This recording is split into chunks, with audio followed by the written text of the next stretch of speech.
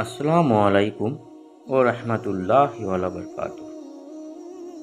আল্লাহ পবিত্র কোরআনে ইসরাত করেন, নিশ্চয়ই আল্লাহ নবীর প্রতি রহমত নাজিল করেন এবং তার ফেরেশতারাও নবীর জন্য রহমতের দোয়া করে।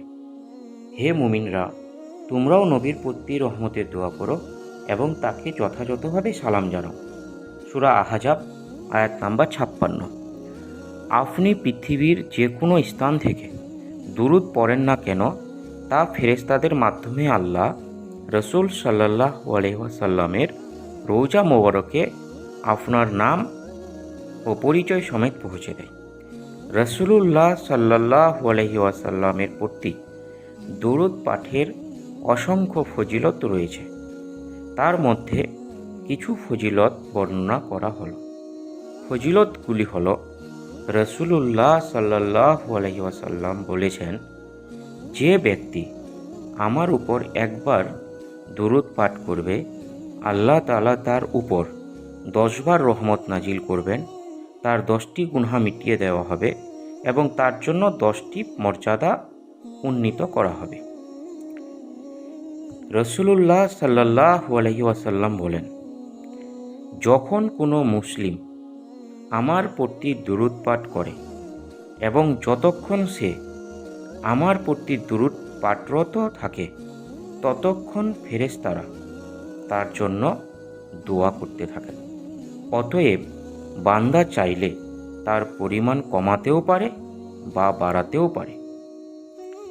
রসুলুল্লাহ সাল্লাল্লাহু আলাইহি ওয়াসাল্লাম বলেন, কিয়ামতের দিন সেই ব্যক্তি আমার সবচেয়ে নিকটবর্তী হবে যে ব্যক্তি আমার উপর সবচেয়ে বেশি দুরূদ পড়ে। হযরত ওমর ফারুক রাদিয়াল্লাহু তাআলা আনহু বলেন, দোয়া ততক্ষণ পর্যন্ত আসমান ও জমিনের মধ্যখানে আটকে থাকে, উপরে ওঠে না, যতক্ষণ পর্যন্ত নবী করিম সাল্লাল্লাহু আলাইহি ওয়াসাল্লামের উপর দুরূদ না পড়া হয়। রসুলুল্লাহ সাল্লাল্লাহু আলাইহি ওয়াসাল্লামের উপর দুরূদ পড়লে কিয়ামতের দিন রসুলুল্লাহ সাল্লাল্লাহু আলাইহি ওয়াসাল্লামের শাফাত লাভ হবে।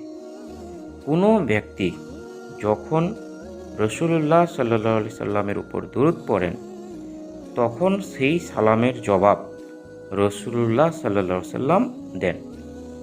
কেউ যদি সব সময় রসুলুল্লাহ সাল্লাল্লাহু আলাইহি ওয়াসাল্লামের প্রতি দুরূদ পড়ে, তাহলে সকল চিন্তা, দুঃখ, কষ্ট দূর হয়ে যাবে। দুরূদ পাঠ করলে অন্তর পবিত্র ও পরিচ্ছন্ন হবে। রসুলুল্লাহ সাল্লাল্লাহু আলাইহি ওয়াসাল্লামের প্রতি দুরূদ পাঠ করলে আল্লাহ বান্দাকে দুনিয়া ও আখিরাতে বিপদ ও আশাহত হওয়া থেকে রক্ষা করবে। সুতরাং আমাদের উচিত বেশি বেশি করে দুরূদ পাঠ করা।